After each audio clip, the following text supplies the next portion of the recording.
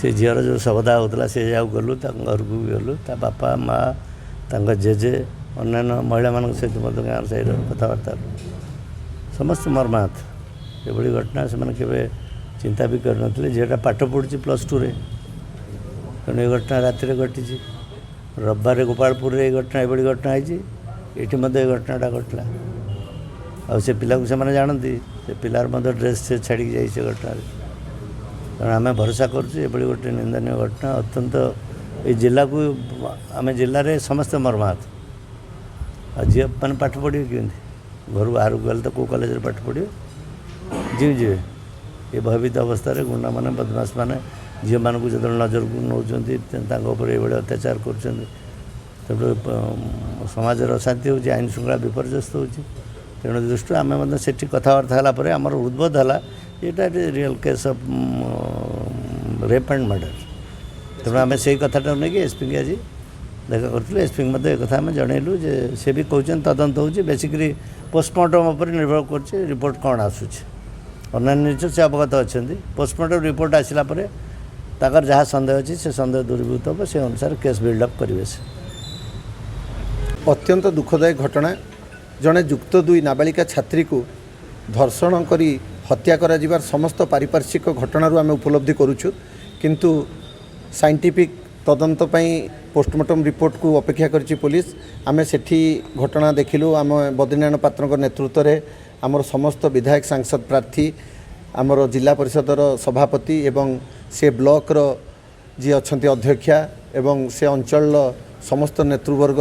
आम से परिवार को भेटिलु शवदाह स्थान को जाइथिलु जोटी घटना घटी से घटना आम देखीचु पुलिस तार कार्यक्रम आरंभ करिछि आमर भरोसा अच्छी जे खूब शीघ्र ए परदार उठिबो एवं दोषी दंड पाइब विशेषकर ओडिशा रे गत किछि मास धरी जोपरी भाव में विभिन्न जिले में नाबालिका मान प्रति धर्षण एवं हत्या घटना बढ़ी समग्र ओडिया जाति प्रति एक चिंतार विषय एवं केन्दुझर भली एक जिले में एभली घटना आमर विश्वासयोग्य नुहे स्वप्नर बाहर तेणु एभली घटना किपरि न घटिबो एवं दोषी किपरि दंड पाइब कठोरतम दंड पाइब जो जहाँ फल निरुत्साहित हे एभली व्यक्तिविशेष मैंने एभली कर्म करने से दिगरे सचेतन होगापी आम एसपी सहित आलोचना कलु एसपी महोदय आमको कथा देइछन्ति जे कौनसी हालत रे दोषी को छड़ा जीव नहीं बर्तमान ये घटना उपर आम आलोचना करवा अन्य पुलिस घटना संपर्क में बर्तमान आलोचना करवा उचित हे नहीं ये घटना यही जो घटना घटवार मात्र 48 घंटा भी है नहीं पोस्टमार्टम रिपोर्ट आसू कि मोर विश्वास अच्छी एभली एक अमानवीय घटना को पुलिस के घंट घोड़ेबनी एवं निश्चित भाव में दोषी निकट में पहुँचो जदि पुलिस दोषी निकट में न पहुँचे तेबे आम आंदोलन को पंथा ग्रहण करूँ किंतु पंडापड़ा पुलिस स्टेशन रे हमर काली गोटे केस रजिस्टर है 113/25 जहाँ भितर आमर murder and gang rape section रे केस रजिस्टर है ता भितर अक्यूज्ड जने अच्छे तांको डिटेन कराई जे विक्टिम अच्छी तांकर आमे डेड बॉडी पोस्टमार्टम पे पठाई देचु साइंटिफिक टीम द्वारा से एरिया को सर्च कराई डीएनए सैंपल्स कलेक्ट करा होची एंड सेटा भी स्टेट फॉरेंसिक लैबोरेटरी को पठा जीवो आज टीम ऑफ डॉक्टर और वीडियोग्राफी रे आमर पोस्टमार्टम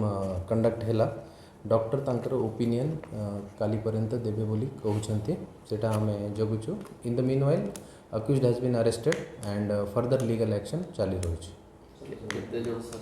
जने अरेस्ट है फर्दर इन्वेस्टिगेशन हैला परे हमें बहुत शीघ्र प्रेस कॉन्फ्रेंस करिकी आपन मन को जनाइबो।